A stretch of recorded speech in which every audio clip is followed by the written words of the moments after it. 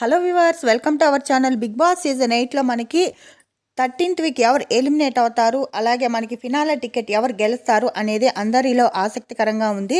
అయితే మనకి first day voting ఎలా ఉంది, టాప్లో ఎవరున్నారు, డేంజర్ జోన్లో ఎవరున్నారు, అలాగే మనకి టికెట్ టు ఫినాలే టాస్క్లో మనకి ఏం జరిగింది, ఎవరు ఫస్ట్ కంటెండర్ అయ్యారు అనేది ఈ వీడియోలో తెలుసుకుందాము.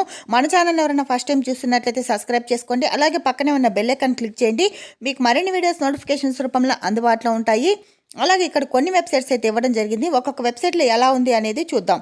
మనకి ఒక వెబ్సైట్లో చూసినట్లయితే గౌతమ్ 33, ప్రేరణ 18, నిఖిల్ 11, తేజ 9, అవినాష్ 7, నబీల్ 6, పృథ్వీ 6, విష్ణుప్రియ 6% ఓటింగ్తో ఉంది. ఇక మనకి టికెట్ టు ఫినాలే టాస్క్ విషయానికి వచ్చినట్లయితే మనకి రోహిణి అయితే ఫస్ట్ కంటెండర్ అయినట్లు తెలుస్తుంది.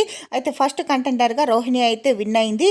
ఇకపోతే ఇక మిగిలిన టాస్కుల్లో ఎవరు గెలుస్తారు అనేది మనం వెయిట్ చేసి చూడాల్సిందే.